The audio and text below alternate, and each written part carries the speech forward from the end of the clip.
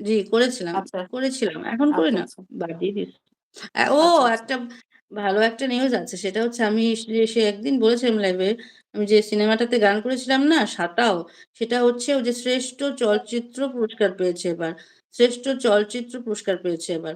বাহ! এইবার আর ওই 'সাঁতাও' এর সিনেমার যিনি নাম কি? অভিনয় করেছেন 'সাঁতার'? 'সাঁতাও', 'ডুব-সাঁতার'? 'সাঁতাও'। না, না 'সাঁতাও' 'সাঁতাও'। মানে? এই 'ডুব-সাঁতাও' না। আমি আপু আপনাকে দেব এখন ইয়েটা। আপনি দিও তো, দেখেন। দিও তো।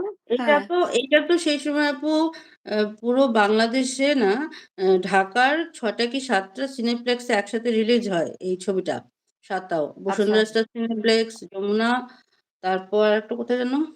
এরকম কয়েকটা বড়, বড় সিনেপ্লেক্সে। তারপর বাংলাদেশের বিভিন্ন জায়গায় এই ছবিটা প্রদর্শিত হয়। আর এ ইন্ডিয়াতে আর বাইরে কোন, কোন জায়গায় যেন এই ছবিটা অ্যাওয়ার্ড পেয়েছে। তারপর বাহ! এই ছবিটা আমার ৩ টা গান আছে আমার কণ্ঠের।